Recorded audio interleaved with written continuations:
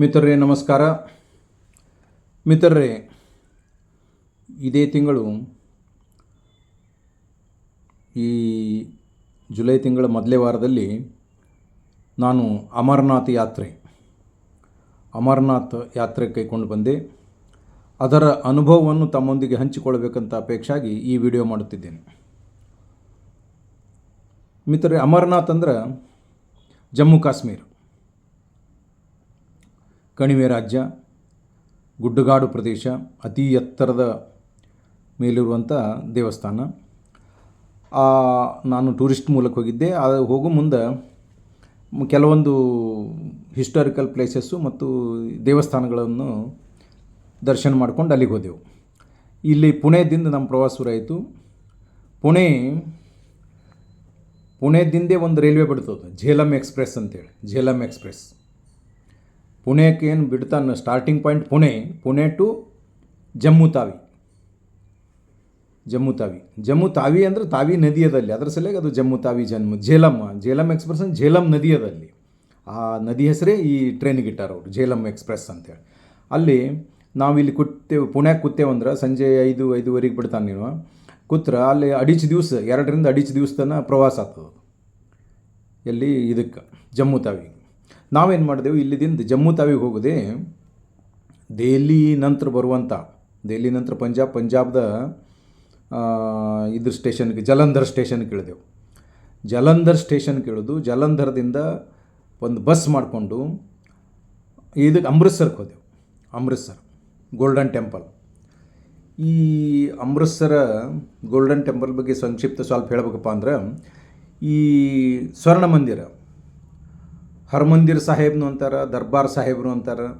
ಹಿಂಗೆ ಹರ್ಮಂದಿರ್ ಸಾಹೇಬ್ ಆಗಲಿ, ದರ್ಬಾರ್ ಸಾಹೇಬ್ ಅಂದ್ರೇನು, ಇದು ದೇವ ಮಂದಿರ, ಪೂಜಾ ಸ್ಥಳ. ಈ ಮಂದಿರ ಯಾವಾಗ ಆಯ್ತಪ್ಪ, ಯಾರು ಮಾಡಿದ್ರು? ಈ ಸಿಖ್ ಧರ್ಮದಲ್ಲಿ 10 ಮಂದಿ ಜಗದ್ಗುರುಗಳಾಗಿ ಹೋಗ್ಯಾರ. 10 ಮಂದಿ ಮುಂದೆ ಜಗದ್ಗುರು ಇದು ಬಂದಾಯ್ತದು. ಮೊದಲನೇದವರು ಅಂದ್ರೆ ಗುರು ನಾನಕರು. ಎರಡನೇದವ್ರು ಅಂದ್ರೆ ಗುರು ಅಂಗದ ದೇವ್ಜಿಯವರು. ಮೂರನೇದವರು ಗುರು ಅಮರ್ದಾಸ್ ಜಿಯವರು. ನಾಲ್ಕನೇದವರು ರಾಮದಾಸ್ ಜಿಯವರು. ಐದನೇದವರು ಅರ್ಜುನ್ ದೇವ್ಜಿಯವರು. ಆರನೇದವರು ಹರಿಗೋವಿಂದ್ ಜಿಯವರು. ಏಳನೇದವರು ಗುರು ಹರರಾಯ್ ಜಿಯವರು. ಎಂಟನೇದವರು ಗುರು ಹರಿಕೃಷ್ಣ ಜಿಯವರು. 9ನೇದವರು ಗುರು ತೇಗ್ ಬಹದ್ದೂರ್ ಜಿಯವರು.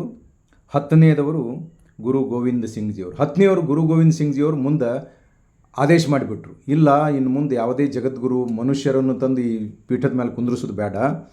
ನಮ್ಮ ಏನು ಧರ್ಮಗ್ರಂಥ ಪವಿತ್ರವಾದಂಥ ಏನಿದು ಸಿಖರ ಧರ್ಮದ ಧರ್ಮಗ್ರಂಥದಲ್ಲ, ಏನಿದು ಗುರುಗ್ರಂಥ ಸಾಹಿಬ್ ಅಂತ ಏನದಲ್ಲ, ಆ ಗುರುಗ್ರಂಥ ಸಾಹಿಬನೇ ಅದು ಜೀವಂತ, ಏನಪ್ಪ ಅಂದ್ರೆ ಜೀವಂತ ಗುರುನೇ, ಆ ಪುಸ್ತಕನೇ ಜೀವಂತ ಗುರು.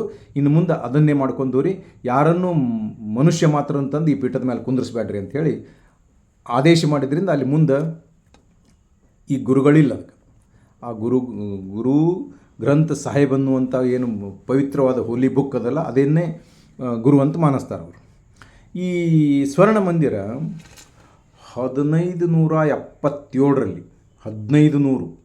1577 ಅವಾಗ ಏನಪ್ಪ ಅಂದ್ರೆ ಈ ಗುರುಗಳು ಯಾರಿದ್ರಪ್ಪ ಅಂದ್ರೆ ಸರಸದಣ್ಣ ಗುರು ನಾನಕರು ಬಂದು ಮುಗಿದು ಹೋಗಿತ್ತು. ಗುರು ಅಂಗದ್ ದೇವ್ಜಿಯವರು ಇರ್ಬೋದು, ಅಥವಾ ಅವ್ರ ನಂತರದವರು ಗುರು ಅಮರ್ದಾಸ್ ಜಿಯವರು ಇದ್ದಾಗ, ಆ ಗುರು ಅಮರ್ದಾಸ್ ಜಿಯವರು ಈ ಜಮೀನು ಜಾಗ ಸೆಲೆಕ್ಟ್ ಮಾಡಿಬಿಟ್ಟಿದ್ದಾರೆ. ಈ ಜಾಗ, ಈ ಸದ್ಯೇನು ಸ್ವರ್ಣ ಮಂದಿರ ಜಾಗ, ಇದು 100 ಎಕರೆ ಜಮೀನು, ಅದು 100 ಎಕರ್ಸ್ ಏರಿಯಾ. ಈ ಜಾಗ ತೊಗೊಂಡು ಅಲ್ಲಿ ಅವ್ರು ಏನು ಮಾಡ್ತಾರೆ, ಫಸ್ಟಿಗೆ ಅಲ್ಲಿ ನೀರಿಂದೊಂದು ಈಗದಲ್ಲ ಸರೋವರ, ಆ ಸರೋವರ ಮಾಡ್ಬೇಕಂತ ಅವ್ರ ವಿಚಾರದಿಂದ ಅಲ್ಲಿ ಒಂದು ಸರೋವರ ಮಾಡೋಕ್ಕೆ ಕನ್ಸ್ಟ್ರಕ್ಷನ್ ಶುರು ಮಾಡ್ತಾರೆ. ಈ ಅಮರ್ದಾಸ್ ಗುರೂಜಿಯವ್ರ ಶಿಷ್ಯ, ಅಮರ್ದಾಸ್ ಜಿ ಸೆಲೆಕ್ಷನ್ ಮಾಡಿರ್ತಾರೆ. ಇವ್ರ ಶಿಷ್ಯನೂ ಇದ್ದು ಅವನೇ ಮುಂದೆ 4ನೇ ಗುರುನೂ ಆಗಿಬಿಡ್ತಾರೆ ಅವರು, ರಾಮದಾಸ್ ಜಿ ಅಂತೇಳಿ. ಗುರು ರಾಮದಾಸ್ ಜಿ 1577ರಲ್ಲಿ ಇದು ಒಂದು ಏನು ಕೆಲಸ ಶುರು ಮಾಡಿಬಿಡ್ತಾರೆ, ನೀರಿನ ಕೊಳ ಅಂತೇಳಿ. ಅದು ಆದ ನಂತರ ಇದು ಸ್ವರ್ಣ ಮಂದಿರ 1581ರಾಗ ಸ್ಟಾರ್ಟ್ ಆಗ್ತದೆ. 1581ರಲ್ಲಿ ಅದು ಮೋಸ್ಟ್ಲಿ ಅರ್ಜುನ್ ದೇವ್ಜಿಯವರೇ ಇದ್ದಾಗ ಆಗಿರಬೇಕು ಆ ಪೀಠದ ಮೇಲೆ, ಅಥವಾ ಅವರ ನಂತರದವ್ರು ಇದ್ದಾಗರೇ ಆಗಲಿ. ಅದು 1581ರಲ್ಲಿ ಕನ್ಸ್ಟ್ರಕ್ಷನ್ ಸ್ಟಾರ್ಟ್. ಇದು ಕನ್ಸ್ಟ್ರಕ್ಷನ್ಗೆ ಅಡಿಪಾಯ ಪೂಜೆ ಯಾರು ಹಾಕಿದ್ರಪ್ಪ ಅಂದ್ರೆ, ಈ ಲಾಹೋರ್ ಅಂದ್ರೆ ಪಾಕಿಸ್ತಾನದಾಗ ಲಾಹೋರ್ದ ಅವಾಗೆಲ್ಲ ಕೂಡಿದ್ದವಲ್ಲ ನಾವು, ಸಾಯಿ ಹಜರತ್ ಮಿಯಾನ್ ಮೀರ್ ಯಾರು ಇವರು? ಶ್ರೇಷ್ಠ ಸೂಫಿ ಸಂತರು. ಈ ಸೂಫಿ ಸಂತರಾದಂಥ ಸಾಯಿ ಹಜರತ್ ಮಿಯಾನ್ ಮೀರ್ ಅವರ ಕಡೆಯಿಂದ ಇದರದ್ದು ಭೂಮಿ ಪೂಜನೆ ಆಗ್ತದೆ. ಈ ಸ್ವರ್ಣ ಮಂದಿರ ಭೂಮಿ ಪೂಜನೆ ಮಾಡಿಸಿ ಮುಂದೆ ಇಲ್ಲಿ 1581ರಿಂದ ಏನು ಶುರು ಮಾಡಿದ್ರು, 1588ಕ್ಕೆ 6-7 ವರ್ಷ ತನಕ ಆಯ್ತು ಇದು ಕನ್ಸ್ಟ್ರಕ್ಷನ್. ಅದು ಮುಂದೆ ಕನ್ಸ್ಟ್ರಕ್ಷನ್ ಆಗಿ ಮುಂದೆ ಶಿಖರ 5ನೇ ಗುರುಗಳಾಗಿ ಏನು ಬಂದ್ರಲ್ಲ, 5ನೇದವರು 1 2 3 4 5ನೇದವರು ಹರಗೋವಿಂದ್ಜಿ ಇರ್ಬೇಕು ಭಾಳ ಮಾಡಿ. ಹರಗೋವಿಂದ್ಜಿ ಅವ್ರು ಬಂದ ಬಳಿಕ ಹರಗೋವಿಂದ್ಜಿ ಅಲ್ಲ, ಅರ್ಜುನ್ಜಿ, ಗುರು ಅರ್ಜುನ್ಜಿನೇ ಇದ್ದಾಗಿ 4ನೇದವರು ಗುರು ಅರ್ಜುನ್ಜಿ ಇದ್ದಾಗಿ ಏನಾಗ್ಬಿಡ್ತದು, ಆ ಸಿಖ್ ಧರ್ಮದ ಪವಿತ್ರ ಗ್ರಂಥ ಏನದಲ್ಲ, ಗುರು ಗ್ರಂಥ ಸಾಹಿಬ್ ಗ್ರಂಥ ಅನ್ನೋ ಆ ಗ್ರಂಥನ ತಂದು ಏನು ಈ ಸ್ವರ್ಣ ಮಂದಿರದಾಗ ಇಟ್ಟು ಪೂಜೆ ಮಾಡೋಕ್ಕೆ ಶುರು ಮಾಡಿಬಿಟ್ರು. ಯಾರು? ಈ 5ನೇ ಜಗದ್ಗುರುಗಳು ಏನಿದ್ರಲ್ಲ, ಶಿಖರ 5ನೇ ಗುರು ಅರ್ಜನ್ ಅನ್ನೋರು ತಂದಿಟ್ರು. ಈ ಮುಂದೆ ಈಗ ನಡ್ಕೋತ ಹೊಂಟಾಗ ಈ ಮೊಘಲರು ಅವಾಗೆಲ್ಲ 1500 ಅಂದ್ರೆ ಅವ್ರು ಇದ್ರಲ್ಲ, ನಾವು ಯಾರಪ್ಪ? ಬಾಬರ್ನ ಮಗ ಹುಮಾಯನ್ ಮಗ ಅಕ್ಬರ್ನ ಮಗ ಜಹಾಂಗೀರ್ನ ಮಗ ಯಾರು? ಶಹಜಾನ್ ಮಗ ಔರಂಗಜೇಬ. ಈ ಏನು ಸಂತತಿ ಇತ್ತಲ್ಲ, ಇವರೆಲ್ಲ ದುಷ್ಟ ಸಂತತಿ. ಇದು ಅವಾಗಿದ್ದರು ಇವರು. ಈ ಸಂತತಿ ಏನು ಮಾಡಿಬಿಟ್ರು, ಇವ್ರಿಗೆ ಕಿರಿಕಿರಿ ಮಾಡಿ ಎಷ್ಟೋ ಸಲ ಈ ಸ್ವರ್ಣ ಮಂದಿರನೇ ಧ್ವಂಸ ಮಾಡಿ, ಲೂಟಿ ಮಾಡಿ, ಅದನ್ನೆಲ್ಲ ಕೆಡಿಸಿ ಭಾಳ ಸಲ ಕೆಡಿಸಿದ್ರು. ಅದು ಸ್ವರ್ಣ ಮಂದಿರ ಸುದ್ದಿ. ಈಗ ಹ್ಯಾಂಗೆ ಸೋಮನಾಥ ಮಂದಿರವನ್ನು ಎಷ್ಟೋ ಸಲ ದಾಳಿ ಮಾಡಿದ್ರು ಅಂತ ಹೇಳ್ತಾರಲ್ಲ, ಅದೇ ಟೈಪ್ ಇದಕ್ಕೂ ಭಾಳಷ್ಟು ಸಲ ಅವರು ಕೆಡಿಸೋರು. ಮತ್ತು ಇವರು ಸಿಖ್ ಸಮುದಾಯದವರು ಮತ್ತು ಕನ್ಸ್ಟ್ರಕ್ಷನ್ ಮಾಡೋರು.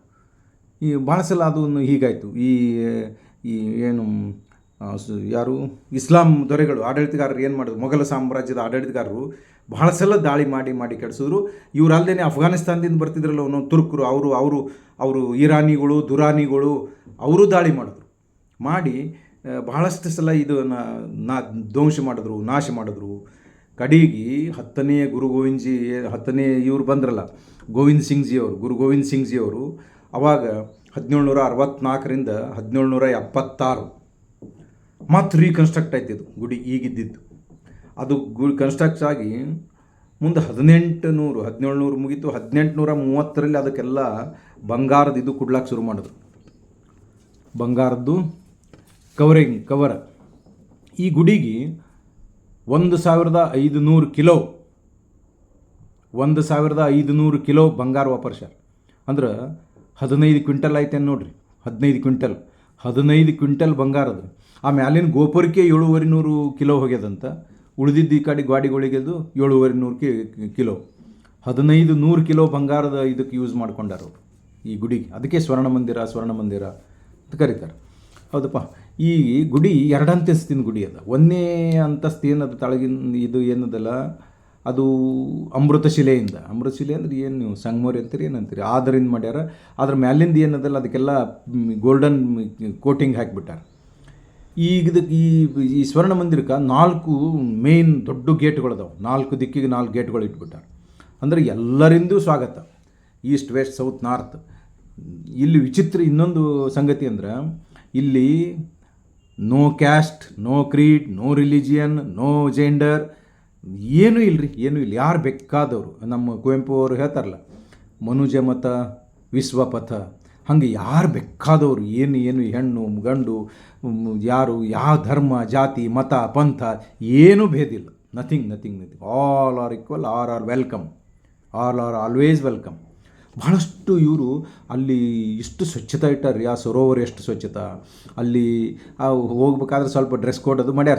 ಅದೇನು ಸಿಂಪಲ್ ಅಂದ್ರೇನು, ಶೂಸ್ ಗೀಸ್ ಹಾಕೊಂಡು ಒಳಗೆ ಹೋಗೋಂಗಿಲ್ಲ. ಮತ್ತು ಇನ್ನೊಂದು ನಿಮ್ಮ ಕ್ಯಾಮ್ರಾ ಒಯ್ಯೋಂಗಿಲ್ಲ. ಇನ್ನೊಂದು ಏನಪ್ಪ ಅಂದ್ರೆ ಬಕಾನೆ ತಲೆ ಹೋಗೋಂಗಿಲ್ಲ. ಏನಾರೇ ತಲೆ ಮೇಲೆ ಒಂದು ಏನು ಕವರ್ ಟೋಪಿಗೆರಿ ಹಾಕಿರಿ, ರುಂಬಾಲೇರಿ ಸುತ್ತಗೋರಿ, ಪೇಟಾಯರಿ ಹಾಕೋರಿ, ಪಗಡಿಯರಿ ಹಾಕೋರಿ, ಏನಾರೇ ಒಂದು ಇಲ್ಲ ಸ್ಕಾರ್ಪರಿ ಹಾಕೋರಿ, ಏನು ತಲೆ ಕವರೇಜ್ ಇರಬೇಕು. ಓಪನ್ ಆಗಿ ಸ್ತ್ರೀಯರಲ್ಲಿ ಪುರುಷರಲ್ಲಿ ಅದನ್ನು ಕಂಪಲ್ಸರಿ ಮಾಡಿಬಿಟ್ಟಾರೆ. ಎಟ್ಲೀಸ್ಟ್ ಖರ್ಚಿಪೆರೆ ಹ್ಯಾಂಡ್ ಖರ್ಚಿಪೆರೆ ಕಟ್ಕೊಂಡಕ್ಕೆ ಹೋಗ್ಬೇಕು ನೀವು ಒಳಗೆ, ಅದು ಒಂದು ಇದು ಮಾಡ್ಯಾರ. ಮತ್ತು ಅದಕ್ಕೆ ಟೈಮಿಂಗು ಚಲೋ, ಮುಂಜಾನೆ 5 ಗಂಟೆಗೆ ನಿಮಗೆ ಎಂಟ್ರೆನ್ಸ್ ಸ್ಟಾರ್ಟ್ ಮಾಡಿದ್ರಂದ್ರೆ ರಾತ್ರಿ 10-11 ತನಕ ಫ್ರೀ ಎಂಟ್ರೆನ್ಸ್, ಬೇಕಾದಾಗ ಹೋಗಿ ದರ್ಶನ ತೊಗೋಬೋದು. ಅದು ಸರೋವರದಾಗ ನಡು ಗುಡಿ ಮಾಡಿ ಅದಕ್ಕೊಂದು ಬ್ರಿಡ್ಜ್ ಮಾಡ್ಯಾರ ಹೋಗಕ್ಕೆ, ಭಾಳಷ್ಟು ಅಗದಿ ಸುಂದರವಾದ ಇದು ಒಪ್ಪದು, ಭಾಳ ಆನಂದ ಅನ್ನಿಸ್ತದೆ, ಭಾಳ ಇದು ಅದು. ಈಗ ವಿಚಿತ್ರ ಅಂದ್ರೆ ಎಲ್ಲ ಗುಡಿಗಳಿಗೆ ನಾವು ಮ್ಯಾಲೆ ಸ್ಟೇರ್ ಕೇಸ್ ಹತ್ತಿ ಮ್ಯಾಲೆ ಹೋಗ್ತೀವಿ. ಈ ಗುಡಿಗೆ ಸ್ಟೇರ್ ಕೇಸ್ ಇಳಿದು ಕೆಳಗೆ ಬರ್ತೀವಿ. ಸ್ಟೇರ್ ಕೇಸ್ ಡೌನ್ ಅನ್ನೋದು ಗುಡಿ. ಇದು ಯಾಕೆ ಮಾಡಿದ್ರಪ್ಪ, ಅದ್ರ ಉದ್ದೇಶ ಅವ್ರು ಹೇಳ್ತಾರೆ, ಈಗೋ ಅನ್ನೋದು ಮನುಷ್ಯಂದು ಬಿಟ್ಟು ನೀನು ತಳಗೆ ಬಗ್ಗಿ ಬಾ. ಅವ್ರದ್ದು ಅದು ಒಂದೇನೋ ಸಿದ್ಧಾಂತದ, ಅದ್ರ ಪ್ರಕಾರ ಅವ್ರ ಮೆಟ್ಟಿಲುಗಳು ತಳಗದಾವ. ಈಗ ಅದು 24x7 ಇಲ್ಲಿ ಲಂಗರ್, ಅದು ಊಟದ ವ್ಯವಸ್ಥೆ. ಲಂಗರ್ ಅಂದರೆ ಊಟ, ಫ್ರೀ ಊಟ, ಯಾರು ಬೇಕಾದರೂ 24x7 ಎಲ್ಲ ಫ್ರೀ ಊಟ. ಇದೆಲ್ಲ ನೋಡಿಕೊಂಡು ಭಾಳ ಆನಂದವಾದ ಸುಂದರವಾದ ಪ್ಲೇಸ್ ಇದು. ಜಾಲಿಯನ್ ಇದು ಅಮೃತ್ಸರ. ಇದನ್ನು ದರ್ಶನ ಮಾಡಿಕೊಂಡು ಅಲ್ಲೇ ಜಾಲಿಯನ್ ವಾಲಾ ಬಾಗ್ ದುರಂತ ಕೇಳಿವಲ್ಲಿ ಹಿಂದಕ್ಕೆ, ಜಾಲಿಯನ್ ವಾಲಾ ಬಾಗಿಂದ 1919 ಏಪ್ರಿಲ್ 13 ದಂಗಲ್ ಆಗಿಬಿಡ್ತು. ಇವೇನು ಅಪ್ರತಿಮ ದೇಶಭಕ್ತರು, ಸಿಖ್ ದೇಶಭಕ್ತರು, ಅವಾಗೇನಾಗಿತ್ತು 1919 ನಾವು ರೌಲೆಟ್ ಆ್ಯಕ್ಟ್ ಅಂತ ಒಂದು ಕಾಯ್ದೆ ತಂದುಬಿಟ್ಟಿದ್ರು ಅವ್ರು ಬ್ರಿಟಿಷರು, ರೌಲೆಟ್ ಆ್ಯಕ್ಟ್ ಅಂತ. ಆ ರೌಲೆಟ್ ಆ್ಯಕ್ಟದ್ದು ಇದು ಮಾಡಿದ್ರು ಇವರು, ಅಪೋಸ್ ಮಾಡಿ ಅಲ್ಲಿ ಮೀಟಿಂಗ್ ಮಾಡಿದರು. ಅದು ಸ್ವರ್ಣ ಮಂದಿರದಿಂದ ಅಗದಿ ಸಮೀಪ ಅದ, ಅಲ್ಲೇ ಅಗದಿ ಸಮೀಪ. ಅಲ್ಲಿ ಹ್ಯಾಂಗದಪ್ಪ ಅದು ಜಾಲಿಯನ್ ವಾಲಾ ಬಾಗ್ ಅಂದ್ರೆ ಸುತ್ತ ಎಲ್ಲ ಭಾಳಷ್ಟು ಬಿಲ್ಡಿಂಗ್ಗಳು, ದೊಡ್ಡ ಬಿಲ್ಡಿಂಗ್ಗಳು, ಎತ್ತರವಾದಂಥ ಇದನ್ನೇ ಅದಾವಪ್ಪ ಗಾಡಿಗಳು. ಆ ನಡುವೆ ಸಂಧ್ಯಾಗ ಒಂದಿಷ್ಟು ಒಂದು 10-20 ಎಕರೆ ಜಾಗದ, ಅಲ್ಲಿ ಗೇಟ್ ಭಾಳ ಕಡಿಮೆ, ಸಣ್ಣ ಗೇಟ ಮತ್ತು ಒಂದು 2-3 ಗೇಟವ, ಅಗದಿ ಸಣ್ಣ ಅಷ್ಟು ದೊಡ್ಡ ಇಲ್ಲ. ಅಲ್ಲಿ ಇವ್ರು ಮೀಟಿಂಗ್ ಮಾಡಿಬಿಟ್ಟಾರೆ. ಆ ರೌಲೆಟ್ ಆ್ಯಕ್ಟ್ ಅಂದ್ರೆ ಏನು, ಅದು ಯಾಕೆ ಖಂಡನೆ ಮಾಡಿದ್ರಪ್ಪ ಒಂದು ಸ್ವಲ್ಪ ತಿಳ್ಕೊಬೇಕಂದ್ರೆ, ಈ ರೌಲೆಟ್ ಅಂದ್ರೆ ಅವ ಒಬ್ಬ ಮನುಷ್ಯ. ಈಗ ನಮ್ಮಲ್ಲಿ ಇರ್ತಾರಲ್ರಿ, ರಿಟೈರ್ಡ್ ಚೀಫ್ ಜಸ್ಟಿಸ್ ಕಡೆಯಿಂದ ಒಂದು ಕಮಿಟಿ ಫಾರ್ಮೇಷನ್ ಮಾಡೀವಿ, ಅವರದು ಸ್ಟಡಿ ಮಾಡಿ ರಿಪೋರ್ಟ್ ಕೊಡ್ತಾರನ್ನಲ್ಲ, ಅದೇ ಟೈಪ್ ಅವ್ರು ಬ್ರಿಟಿಷರಾದರು. ಅವ ರೌಲೆಟ್ ಅನ್ನೋ ಟೇಲರ್ ಸಿಡ್ನಿ ರೌಲೆಟ್ ಅನ್ನೋನಿಗೆ ಅವ ರಿಟೈರ್ಡ್ ಜಸ್ಟಿಸ್ ಇರ್ಬೋದು ಭಾಳ ಮಾಡಿ ಅವನಿಗೆ ಇದು ಕೊಟ್ಟಿದ್ರು, ನೀನೆಲ್ಲ ಸ್ಟಡಿ ಮಾಡು, ಇವ್ರು ಏನದಾರ ಇವರಿಗೊಂದು ಕಾಯ್ದೆ ತಯಾರು ಮಾಡುತ್ತೆ. ಯಾರಿಗೆ ಕಾಯ್ದೆ ಅಂದ್ರೆ, ನಮ್ಮ ಏನು ಸ್ವತಂತ್ರ ಹೋರಾಟಗಾರರು, ಅಪ್ರತಿಮ ದೇಶಭಕ್ತರಿದ್ದರು, ಸ್ವತಂತ್ರ ಹೋರಾಟಗಾರರಿದ್ದರು, ಬ್ರಿಟಿಷರ ಆಡಳಿತದ ವಿರುದ್ಧ ಸಿಡಿದೆದ್ದಿದ್ರಲ್ಲ, ಇವ್ರ ಬಗ್ಗೆ ಪನಿಷ್ಮೆಂಟ್ ಕೊಡೋ ಸಲೇ ಒಂದು ಕಾಯ್ದೆ ತಯಾರು ಮಾಡೋದು.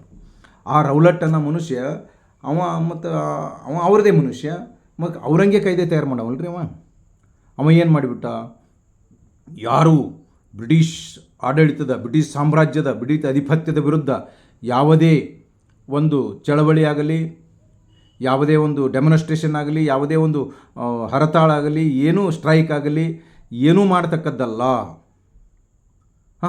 ಅಥವಾ ಏನಂತೀರಿ ಕನ್ಸ್ಪಿರಸಿ, ಅಥವಾ ಪ್ರಚೋದನಕಾರಿಯಾದಂಥ ಭಾಷಣ ಮಾಡೋದಾಗಲಿ, ಅಥವಾ ಕನ್ಸ್ಪಿರಸಿ ಅಂದರೆ ಬ್ರಿಟಿಷ್ ಸಾಮ್ರಾಜ್ಯದ ವಿರುದ್ಧವಾಗಿ ಗುಪ್ತ ರೀತಿಯಲ್ಲಿ ಏನಾದರೂ ಚಟುವಟಿಕೆಗಳನ್ನು ಮಾಡುವುದಾಗಲಿ, ಇಂಥದ್ದು ಮಾಡಿದ್ರೆ ಅತ್ಯುಗ್ರವಾದಂಥ ಅವರಿಗೆ ಶಿಕ್ಷೆ, ಮತ್ತು ಅತ್ಯುಗ್ರವಾದ ಶಿಕ್ಷೆ ಅಲ್ಲದೆ ಮರಣದಂಡನೆಯೂ ಕೊಡ್ಬೋದು. ಅವೇ ಬರೆಯವಲ್ಲ ಅವ, ಯಾಕಾಗದಿ ಏನು ನೀವೆಲ್ಲ ಬ್ರಿಟಿಷರು ಸ್ವಾತಂತ್ರ್ಯ ಸಲಹೆ ಹೋರಾಟ ಬರೀತಾನೆ ನಮಗೆ. ಅವ ಏನು ಮಾಡಿಬಿಟ್ಟ, ಈಗೆಲ್ಲ ಇದು ಹಾಕಿಬಿಟ್ಟ, ಏನು ಕಂಡೀಷನ್ಸ್ ಹಾಕಿ ಅದನ್ನು ಸಬ್ಮಿಟ್ ಅದು 1917 ಅದು ಅಪಾಯಿಂಟ್ಮೆಂಟ್ ಮಾಡಿದರು. ಅವ 1919 ಕೊಟ್ಬಿಟ್ಟ ಅದು ರಿಪೋರ್ಟ. ಈ ಮಕ್ಕಳು ದೆಹಲಿ ಒಳಗೆ ಇವ್ರದಿತ್ತಲ್ಲ ಬ್ರಿಟಿಷರ್ದು ಶಾಸಕಾಂಗ ಸಭೆ, ಅಲ್ಲಿ ಒಯ್ದು ಪಾಸ್ ಮಾಡ್ಕೊಂಡ್ಬಿಟ್ರದು ಬಿಲ್. ಪಾಸ್ ಮಾಡ್ಕೊಂಡು ಮುಂದೆ ಏನಂದ್ಬಿಟ್ರು, ಇನ್ನು ಯಾರು ಮಾಡಿದ್ರೆ ಮಕ್ಕಳು ಒಳಗೆ ಹಾಕಿಬಿಡ್ತೀವಿ, ಜಡಿತೀವಿ ಅಂದರು. ಇದ್ರ ಹಕ್ಕೆ ಕಸ್ಕೊಂಡ್ಬಿಟ್ರು ಅವರು. ಇದು ರೌಲೆಟ್ ಆ್ಯಕ್ಟ್ದಿಂದ ನಿಮ್ಮ ಚಳುವಳಿ ಹಕ್ಕನ್ನೇ ಮೊಟಕುಗೊಳಿಸ್ದಂಗೆ ಆಯಿತು. ಅವ್ರು ಹೇಳಿದ್ದು ಒನ್ ವೇ ಆಗಿಬಿಡ್ತು. ಹ್ಯಾಂಗೆ ಎಮರ್ಜೆನ್ಸಿ ಒಳಗೆ ಇಂದಿರಾ ಗಾಂಧಿಯವರು ಎಲ್ಲರಿಗೂ ಒಳಗೆ ಹಾಕಿಬಿಟ್ಟು ಹೇಳಲ್ಲ, ಹಂಗೆ ಮಾಡಿಬಿಟ್ರು. ಇದನ್ನು ಗಾಂಧೀಜಿಯವರು ಅದು ಎಲ್ಲರೂ ವಿರೋಧಿಸಿದ್ರು. ಅಸಹಕಾರ ಚಳವಳಿ ಆಯಿತು, ದೆಹಲಿ ಒಳಗೆ ಚಳವಳಿ ಆಯಿತು. ಮುಂದೆ ಇಡೀ ದೇಶದ ತುಂಬ ಚಳವಳಿ ಶುರು ಆದವು ರೌಲೆಟ್ ಆ್ಯಕ್ಟ್ ಅಪೋಸ್ ಮಾಡೋಕ್ಕೆ.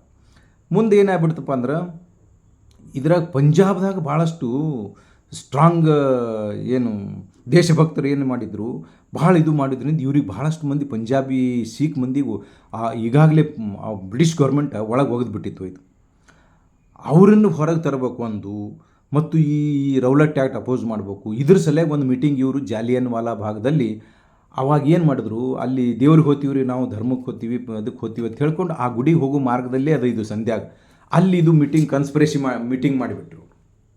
ಈ ಮೀಟಿಂಗ್ ಮಾಡಿದ್ದು ಅವ್ರಿಗೆ ಗೊತ್ತಾಗ್ಬಿಡ್ತು ಬ್ರಿಟಿಷ್ರಿಗೆ. ಅವ ಡಯರ್ ಅವನು ಇದ್ನಲ್ಲಿ ದುಷ್ಟ ಸುಳೆ ಮಗ ಅವ ಗೊತ್ತಾಗಿ ಅವ ಏನು ಮಾಡಿಬಿಟ್ಟ, ಇದು ಭಾಳ ಮಂದಿ ಜಮಾಸಿದ್ದು ಅವನಿಗೆ ಗುಪ್ತಚರ ಇಲಾಖೆಯಿಂದ ಗೊತ್ತಾಯ್ತಲ್ಲ, ಇಲ್ಲಿ ಭಾಳ ಮಂದಿ ಅದಾರ, ಇದು ಮೈ ಮೇಲೆ ಬರ್ತದೆ ಅಂಥೇಳಿ. ಜನರಲ್ ಡಯರ್ ಅಂತ ಏನೋ ಇದ್ದವ ಆ ಸುಳೆ ಮಗ ಏನು ಮಾಡಿಬಿಟ್ಟ, ಅವರು ಬ್ರಿಟಿಷ್ ಮಿಲಿಟ್ರಿಗೆ ಆರ್ಡರ್ ಮಾಡಿಬಿಟ್ಟ. ಇಲ್ಲಿ ಒಂದು ಕಡೆ ಒಂದೊಂದು ಕಡೆ ಹೇಳ್ತಾರೆ ಯಾವತ್ತು ಸತ್ಯ ಯಾವ್ದು ಕಡೆ, ಒಂದು 6,000 ಜನ ಇದ್ದರು, ಅದ್ರಾಗ ಒಂದು 1600ರಿಂದ 2000 ಸತ್ತರು ಅಂಥೇಳಿ. ಎಷ್ಟು ಆ್ಯಕ್ಚುಲಿ ಅವ್ರು ಹೇಳಿದ್ದು 379 ಸತ್ತಾರ, 379 ಇಷ್ಟೇ ಹೋಗ್ಯಾರ ಅಂತ ಹೇಳ್ತಾರೆ. ಅಲ್ಲಿ ಒಂದು ಬಾವಿ ಅದು ಇವತ್ತು ಅದ, ಅದಕ್ಕೆಲ್ಲ ಗ್ಲಾಸಿನ ಕವರೇಜ್ ಹಾಕಿ ಇದು ಮಾಡ್ಯಾರ, ಪ್ರೊಟೆಕ್ಷನ್ ಮಾಡ್ಯಾರ. ಭಾರಿ ಕೆಟ್ಟ ಅನ್ನಿಸ್ತದ್ರಿ ನೋಡೋರು. ಆ ಬಾವಿಯಾಗೆ 120 ಡೆಡ್ ಬಾಡಿ ಸಿಕ್ಕಾವತ್ತು ಆ ಬಾವಿಯಾಗ ಜಿಗದವ್ರೆ. ಎಲ್ಲಿ ಬೇಕಲ್ಲಿ ಇಡೀ ಫೈರಿಂಗ್ ಆರ್ಡರ್ ಕೊಟ್ಟ ತಕ್ಷಣ ರಕ್ತ ಕಾಲುವೆ ಹರಿದ್ಬಿಡ್ತು. ಎದುರ್ದಿರಿ ಇದು ಜಾಲಿಯನ್ ವಾಲಾ ಬಾಗ್. ಅಂಥ ಟ್ರೆಜಡಿ ಹ್ಯೂಮನ್ ಇದು ಎಂದೂ ಆಗಿಲ್ಲ ಇತಿಹಾಸದಲ್ಲಿ. ಅಂಥ ಡೇಂಜರ್ ಮಾಡಿಬಿಟ್ಟು ಜನರಲ್ ಡಯರ್ ಭಾಳ. ಅದು ಅಲ್ಲಿ ಅದು ನೋಡಿದ್ರಿ ಆ ಪ್ಲೇಸ್, ಅವು ಓದಿದ್ದು ಅವೆಲ್ಲ ಇದು ಮಾಡ್ಯಾರ ಅವ್ರ ಪಾಪ. ಅವೆಲ್ಲ ನೋಡಿದ್ರೆ ನೀವು ಅದು ಅಂತಾರಲ್ರಿ, ನೀರೊಳಗಿರ್ದಂ ಬೆವರ್ತು ನುರಗ ಪತಾಕಂ, ನೀರೊಳಗಿರ್ದಂ ಬೆವರ್ತು ನುರಗ ಪತಾಕಂ. ಅವ ದುರ್ಯೋಧನ ಒಳಗೇನೋ ಸಮುದ್ರದ ಒಳಗೆ ಕುತ್ತಾಗೆ ಇವಂದು ಕೇಳಿ ಬರೀ ಅವನಿಗೆ ಅಟ್ಟು ಶಟ್ಟು ಬಂದು ಮೈ ತುಂಬ ಏನಾಯಿತು ಕಟ್ನೀರು ಬಿಟ್ಟಿತ್ತು. ಹಂಗೆ ಆಗ್ತದೆ ನಿಮಗೂ ಯಾರಿಗೆ. ಎಂಥ ದುಷ್ಟ ಸುಳೆಮಗ ಇರ್ಬೇಕಪ್ಪ ಬ್ರಿಟಿಷರು.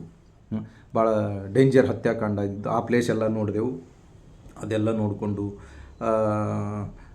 ಅದು ಅವಾಗದು ಬೈಸಾಖಿ ಅಂತೇಳಿ ಅವ್ರು ಮಾಡ್ತಾರೆ ರೀ. ಯಾವುದದು ಮಾರ್ಚ್ ಏಪ್ರಿಲ್ದಾಗ ಬರ್ತದೆ. ನಾವು ಈ ಕಡೆ ಇದು ಯುಗಾದಿ ಇದು ಮಾಡ್ತೀವಲ್ಲ ಆ ಟೈಪ್ ಅವರೊಂದು ಹಬ್ಬ ಬೈಸಾಖಿ ಹಬ್ಬ ಮಾಡ್ತಾರೆ. ಅದ್ರದ್ದು ನೆವನ ಮಾಡ್ಕೊಂಡು ಅವರೆಲ್ಲ ಅದು ಭಾರಿ ಇದು ಮಾಡಿದ್ರು. ಸಿಕ್ಕಾಪಟ್ಟೆ ಮಂದಿ ಕೂಡಿಬಿಟ್ಟಿತ್ತು. ಅದ್ರಾಗ ಇದು ಎಲ್ಲ ಕಡೆ ರೋಡ್ ಇದು ಸಣ್ಣ ಸಣ್ಣ ಬಾಗಿಲುಗಳೆಲ್ಲ ಪ್ಯಾಕ್ ಮುಂದೆ ನಿಂತುಬಿಟ್ಟ. ಹೋಗಕ್ಕೆ ಜಾಗನೇ ಇಲ್ಲ ಅವ್ರಿಗೆ. ಇವ್ರಿಗೆ ಎಲ್ಲಿ ಕೊಡೋದಕ್ಕಿಂತ ಅಂತೇಳಿ ಬಾವ್ಯಾಗ ಹರ್ಕೊಂಡು ಅಲ್ಲಿ ಸತ್ತುಬಿಟ್ರು. ಎಷ್ಟು ರಕ್ತಪಾತ, ಅಪಾಟ ರಕ್ತಪಾತ. ಭಾರಿ ಇದು ಅನ್ನಿಸ್ತದೆ. ಅದು ನೋಡಿದೆವು. ನೋಡಿ ಮುಂದೆ ಅಲ್ಲಿದಿಂದ ವಾಘಾ ಬಾರ್ಡರ್ ಭಾಳ ಸಮೀಪ ಅದ. ಅಲ್ಲಿದಿಂದ ವಾಘಾ ಬಾರ್ಡರ್ಗೆ ಹೋಗೋದು. ವಾಘಾ ಬಾರ್ಡರ್ದಾಗ ಅಲ್ಲಿ ಮಿಲ್ಟ್ರಿ ಪೆರೇಡ್ ಇರ್ತದಲ್ಲ, ಅದು ಮಿಲ್ಟ್ರಿ ಪೆರೇಡ್ ನೋಡೋ ಸಲ ವಾಘಾ ಬಾರ್ಡರ್ಗೆ ಹೋಗೋದು ಅಂತೇಳಿ ಡಿಸಿಷನ್ ತೊಗೊಂಡೆವು. ಇದೆಲ್ಲ ನೋಡಿಕೊಂಡು ಸಂಜೆ 4-4:15 ಅದು ವಾಘಾ ಬಾರ್ಡರ್ಗೆ ಹೋದೆವು. ವಾಘಾ ಬಾರ್ಡರ್ ನೋಡಪ್ಪ, ಅದು ಕನಿಷ್ಠ ಅಂದ್ರೆ ಭಾಳ ಆದರೂ ಒಂದು 32 ಕಿಲೋಮೀಟ್ರ್ ಅನ್ನದ, 40 ಕಿಲೋಮೀಟ್ರ್ ಒಳಗೆ ಅದು. ಎಲ್ಲಿದಿಂದ? ಅಮೃತ್ಸರ್ದಿಂದ. ಅಲ್ಲಿ ವಾಘಾ ವಿಲೇಜ್ ಅದದು. ಅದು ವಾಘಾ ವಿಲೇಜ್ ಬಲ್ಲೇ ಇದು ಪಾಕಿಸ್ತಾನ ಮತ್ತು ಇಂಡಿಯಾದ ಬಾರ್ಡರ್ ಅದ. ಅದಕ್ಕೊಂದು ದೊಡ್ಡದು ಗೇಟ್ ಸರಸಡ್ ಅದು ಗೇಟ್ ಮಾಡಿಸ್ಯಾರ. ಈ ಚಕ್ಮಗ್ಲ ಇಂಡಿಯನ್ ಆರ್ಮಿ, ಆ ಚಕ್ಮಗ್ಲ ಪಾಕಿಸ್ತಾನ ಆರ್ಮಿ ಇರ್ತದೆ. ಈಗ ರೋಡ್ ಅದು ಒಳಗೆ ಎಂಟ್ರ್ ಆಗಕ್ಕೆ ರೋಡೇ ಅದ. ಆ ರೋಡಿಗೆ ಬಾಗಿಲುಗಳು ಹಚ್ಚಿಬಿಟ್ರೆ, ದೊಡ್ಡದು ಗೇಟ್ ಹಚ್ಚಿಬಿಟ್ರೆ, ಸರಸಡ್ ಗೇಟ್. ಅದು ಕ್ಲೋಸೇ ಇರ್ತದೆ ಯಾವಾಗಲೂ. ಆ ಪೆರೇಡ್ ಪ್ರತಿ ದಿವಸ ಎವ್ರಿ ಡೇ ಈವ್ನಿಂಗ್ 5ಕ್ಕೆ ಇದು ಶುರು ಮಾಡ್ತಾ ಇರೋದು ಫಂಕ್ಷನ್ನ. 5ರಿಂದ 7 ತನಕ 2 ತಾಸು ಅದ್ಭುತವಾದ ಫಂಕ್ಷನ್. ಅದ್ಭುತ. ಅದು ಇಂತಹ ದೊಡ್ಡ ಸ್ಟೇಡಿಯಂ ಕಟ್ಟ್ಯಾರ ಈ ಕಡೆ ನಮ್ಮವರು. ಅಚ್ಚಾಕ ಅವ್ರು ಕಟ್ಟ್ಯಾರ ಆ ಗೇಟ್ ಅದು ನಡುವೆ. ಆ ಸ್ಟೇಡಿಯಂ ಎಷ್ಟು ಲಕ್ಷಗಟ್ಟಲೆ ಮಂದಿ ಕುಂದಿರ್ತಾರೆ ರೀ. ಲಕ್ಷಗಟ್ಟಲೆ ಮಂದಿ ಪ್ರತಿ ದಿವಸ ಅಲ್ಲಿರ್ತಾರೆ ನಮ್ಮ ಇಂಡಿಯಾದವರು. ಎಂಥ ಅದ್ಭುತ ಕಾರ್ಯಕ್ರಮ ನಡೆಸ್ಕೊಡ್ತಾರೆ. ರೋಮಾಂಚನ ಆಗ್ತದೆ. ಅಲ್ಲೂ ಅವಾಗ ಮೊದಲೇನಿತ್ತಿರೋದು ಓನ್ಲಿ ಅದು BSFದವರು, ಬಾರ್ಡರ್ ಸೆಕ್ಯೂರಿಟಿ ಫೋರ್ಸ್ ಅವ್ರ ಆರ್ಮಿಯವರು ಅವರೇ ಅದು ಪರೇಡ್ ಮಾಡ್ತಿದ್ರು. ಇವ್ರು ಬರೀ ನೋಡ್ತಿದ್ರು. ಈಗ ಚೇಂಜ್ ಮಾಡಿಬಿಟ್ಟಾರೆ. ಈಗೇನು ಚೇಂಜ್ ಮಾಡ್ಯಾರಂದ್ರೆ, ಈಗ ಫಿಮೇಲ್ ಹೆಣ್ಣು ಹುಡುಗಿ ಎಷ್ಟದು 10 ವರ್ಷದ ಹೆಣ್ಣು ಹುಡುಗಿರಲಿ, ಅದಕ್ಕಿಂತ ಕಡಿಮೆ ಇರಲಿ, ಎಷ್ಟು ಅದಕ್ಕೆ ಸಣ್ಣದೊಂದು ಪ್ಲಾಸ್ಟಿಕ್ ಧ್ವಜ ಹಿಡಿಯುವಷ್ಟು ಕೆಪಾಸಿಟಿ ನಡೆಯೋಷ್ಟು ಇತ್ತಂದ್ರೆ ಅಷ್ಟು ಸಣ್ಣ ಹುಡುಗಿ ಫಸ್ಟಿಗೆ ನಿಂದಿರ್ಸ್ತಾರೆ. ಅದ್ರ ಹಿಂದೆ ದೊಡ್ಡವ್ರು ಅದಕ್ಕಿಂತ ದೊಡ್ಡವ್ರು ಮಾಡ್ಕೋತ 100 ವರ್ಷದ ಅಜ್ಜಿ ಇದ್ರದು ತೊಗೊಂಡ್ಬಿಡ್ತಾರೆ ಆಕೆಗೆ. ಅಷ್ಟೆಲ್ಲ ಹೆಣ್ಮಕ್ಳು ಯಾರು ಇಂಟ್ರೆಸ್ಟೆಡ್ ಅದಾರ ಅವರೆಲ್ಲ ಆ ರೋಡ್ ಮೇಲೆ ಕೆಳಗೆ ಅಲ್ಲಿ ಏನು ಪರೇಡ್ ಮೈದಾನದಾಗ ಬಂದುಬಿಡ್ತಾರೆ. ನಾವೇನು ಮ್ಯಾಲೆ ಕೂತದು ಗ್ಯಾಲ್ರಿ ಒಳಗೆ ಕೂತಿರ್ತೀವಲ್ಲ, ಸ್ಟೇಡಿಯಮ್ದೊಳಗೆ ಕೂತು ಎಲ್ಲ ವೀಕ್ಷಣೆ ಬರ್ತದೆ.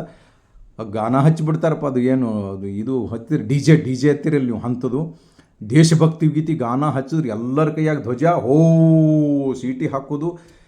ಏನು ರೀ ಅದ್ಭುತವಾದ ಅವ್ರೇನು ಮಿಲ್ಟ್ರಿ ಇರ್ತಾನಲ್ಲ, ಆ್ಯಕ್ಚುಲಿ ನೋಡ್ಬೇಕು. ಅಲ್ಲೊಂದು ರೋಮಾಂಚನಕಾರಿಯಾದ ಅನುಭವ. ಎಲ್ಲಿ ದೇವ್ರ ಬಳಿ ಸಿಗಲಾರ್ದಂಥದ್ದೊಂದು ಅದ್ಭುತವಾದಂಥ ಇನ್ಸ್ಪಿರೇಷನ್ ಅನ್ರಿ, ಒಂದು ಪ್ರೇರಣಾ ಅನ್ರಿ, ಒಂದು ದೇಶಭಕ್ತಿ ಅನ್ರಿ. ಅವ್ರ ಶೌರ್ಯ ಏನಪ್ಪ, ಅದು ಡೆಡಿಕೇಶನ್ನ, ತ್ಯಾಗ ದೇಶಭಕ್ತಿ, ಅವನು ಅದ್ಭುತ ಅದ್ಭುತ ಅದ್ಭುತ ಅದ್ಭುತ ಅದ್ಭುತ. ಹಾಂ, ಅದು ವರ್ಣಿಸೋಕ್ಕೆ ಸಾಧ್ಯ ಇಲ್ಲ. ಹಿಂಗೆ ಅವ ನಿಂತಿರ್ತಾನೆ, ಒಂದು ಕಾಲ ಮೇಲೆ ಬಾಡಿ ಮೇಲೆ ಒಂದು ಕಾಲ ಮೇಲೆ ನಿಂತು ಒಂದು ಕಾಲು ಪೂರ ಅವನು ತಲೆ ಮೇಲೆ ಹೋಗಿರ್ತದೆ. ಆ ಕಾಲೇ ಮುಂದಿನವನಿಗೆ ಒದ್ನಂದ್ರೆ ಆ ಕಡೆ ಹೋಗ್ಬೇಕು ಮಗ. ಒಂದು ಕಾಲು ನೆಲದ ಮೇಲೆ ಇದ್ದಾಗ 90 ಡಿಗ್ರಿ ಆ್ಯಂಗಲ್ ಮೇಲೆ ನಿಂತು ಇನ್ನೊಂದು ಕಾಲ ಪೂರ ಅವನು ಹಣಿ ಮುಂದಿನ ಸೆರೆದಿರ್ತಾರೆ. ಭಾರಿ ಭಾರಿ ಮಾಡ್ತಾರೆ.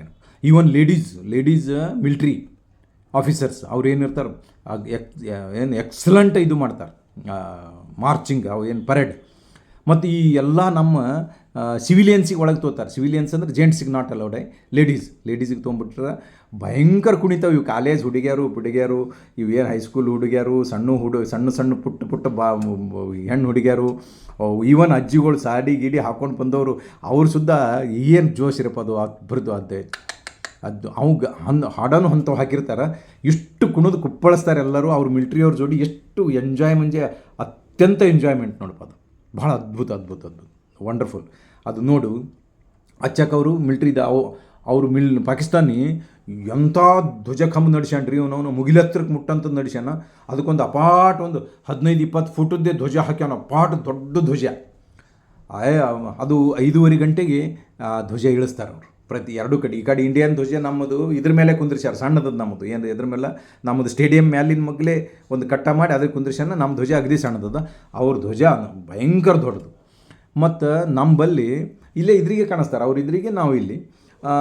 ಅವ್ರ ಬಲ್ಲಿ ಭಾರಿ ದುರ್ದೈವ ಅನ್ನಿಸ್ಬಿಡ್ತದೆ ನಿಮಗೆ. ಭಾರಿ ಬೇಜಾರಾಗುವಂಥ ಸನ್ನಿವೇಶ, ಭಾರಿ ಒಂದು ಫೀಲಿಂಗ್ ಅನ್ಸೋದಂದ್ರೆ, ಆ ಸ್ಟೇಡಿಯಮ್ದಾಗ ಒಂದು 10 ಮಂದಿನೂ ಬಂದಿಲ್ಲ ರೀ, ಯಾರೂ ಬರಲ್ಲ. ನಮ್ಮ ಸ್ಟೇಡಿಯಮ್ದಾಗ ಲಕ್ಷಗಟ್ಟಲೆ ತುಂಬಿ ತುಳುಕ್ತದ. ಆವಾಜ್ ಏನು ಅವ್ರದ್ದು, ಡಾನ್ಸ್ ಏನು, ಎಂಜಾಯ್ಮೆಂಟ್ ಏನು, ಕುಣಿಯೋದೇನು, ಕುಪ್ಪಳಿಸೋದೇನು, ಎಂಥ ಇದು ಮಾಡ್ತಾರೆ. ಅಚ್ಚಾಕ ಒಂದು 15-20 ಮಂದಿನೂ ಇರಲ್ಲ. 15-20 ಮಂದಿ ಇಲ್ಲ. ಅವ್ರು ಏನು ಮಿಲ್ಟ್ರಿಯವ್ರು ಒಂದು ಏನು 15-20 ಮಂದಿ 30 ಮಂದಿ ಆಫೀಸರ್ಸ್ ಅದಾರ, 20 ಮಂದಿ ಅಷ್ಟೇ ವಿನ ಮತ್ತೊಬ್ರು ಯಾರಿಲ್ಲ. ಒಂದೇ ಒಂದು ಹುಡುಗ ಒಂದು ಆ ಪಾಕಿಸ್ತಾನ ಜೆಂಡಾ ತೊಗೊಂಡು ಈ ಕಡೆ ಓಡಾಡ್ತಿತ್ತು. ನಾವು ವೀಡಿಯೋ ಮಾಡ್ಕೊಂಬಂದಿನದು, ಅದು ಬೇಕಂದ್ರೆ ಹಾಕ್ತೀನಿ ಹಿಂದ್ರಗಡೆ. ಹಂಗಾಗಿ ಅಲ್ಲಿ ಭಾರಿ ಕೆಟ್ಟ ಅನ್ಸೋದಂದ್ರೆ ಅವಕ್ಕೇನೂ ಇಲ್ಲ ರೀ, ಅವಕ್ಕೇನು ಹೊಟ್ಟಿಗೂ ಏನೂ ಇದ್ದಂಗಿಲ್ಲ. ಅವ್ರಿಗೆ ಯಾವ ಪರಿಸ್ಥಿತಿಯಾಗ ಅದಾವು ಏನು ಸುದ್ದಿ, ಒಬ್ರೂ ಅಲ್ಲಿ ಬರಲ್ಲ ನೋಡ್ರಿ, ಒಬ್ಬರೂ ಇಲ್ಲ. ಇಲ್ಲೇ ಇಚ್ಚಾಕ ಸೈಡ್ ಇಷ್ಟು ಮಂದಿ ಬರೀ ಹೆಣ್ಮಕ್ಳು ಹೋದ್ರು ಹೊಡೆದು ಬರ್ತಾರೆ. ಅವ್ರಿಗೆ ಆ ಜೋಶ್ನಾಗಿರ್ತಾರೆ. ಇವ್ರು ಇದ್ರಾಗೆ ಇರಲ್ಲ ರೀ. ಅವಾಗ ಏನು ಇಲ್ಲಿ ತಳಗೆ ಬಂದಿರ್ತಾರೆ, ಅವಾಗ ಅವ್ರ ಬಲ್ಲಿ ಏನು ನಾನು, ನನ್ನ ಹೆಂಡರು, ನನ್ನ ಮಕ್ಕಳು, ಅಣ್ಣ ತಮ್ಮ, ಅಕ್ಕ ತಂಗಿ, ನನ್ನ ಜೀವ ಏನೂ ಇರಲ್ಲ. ಅವ್ರ ಬಲ್ಲಿ ಬರೀ ರಣಚಂಡಿ ಅವತಾರ ಬದ್ದಿ, ಬರೇ ದೇಶಭಕ್ತಿ, ವೈರಿ ಎಡ್ಡೆ ಕಾಣಿಸ್ತಾರೆ ಅವ್ರಿಗೆ.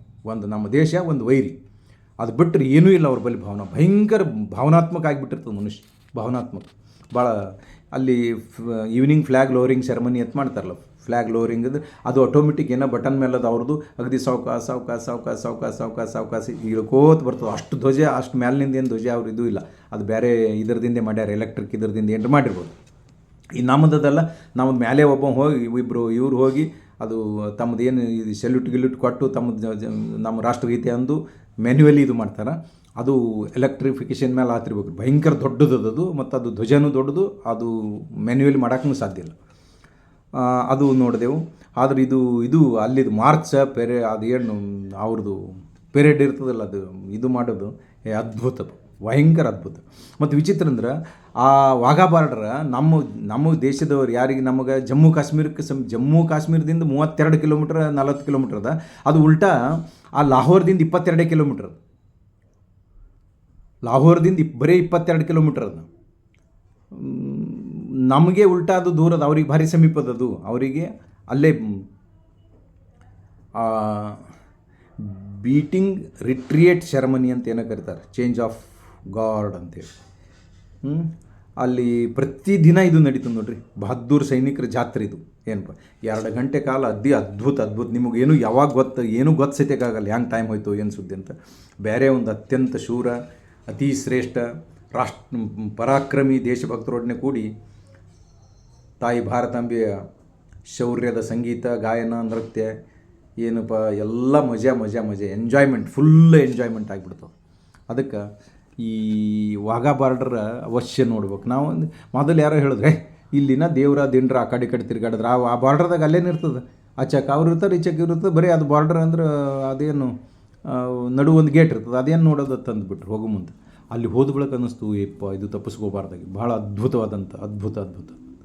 ಅದಕ್ಕೆ ಮಿತ್ರರೇ, ಇವತ್ತೇನು ನೋಡಿದೆವು, ಅಮೃತ್ಸರ್ ಟೆಂಪಲ್ ಒಂದು ನೋಡಿದೆವು, ಜಾಲಿಯನ್ ವಾಲಾ ಭಾಗದ್ದಿರುವಂಥ ಒಂದು ನೋಡಿದೆವು ಮತ್ತು ವಾಘಾ ಬಾರ್ಡರ್ ಒಂದು ನೋಡಿದೆವು. ಇವತ್ತಿಷ್ಟಕ್ಕೆ ಈ ವಿಡಿಯೋ ಸಮಾಪ್ತ ಮಾಡೋಣ. ಮುಂದಿನ ವಿಡಿಯೋದಲ್ಲಿ ಮತ್ತೊಂದು ವಿಷಯದೊಂದಿಗೆ ತಮಗೆ ಮುಂದಿನ ಪ್ರವಾಸದ ಬಗ್ಗೆ ಹೇಳುತ್ತೇನೆ. ನಮಸ್ಕಾರ.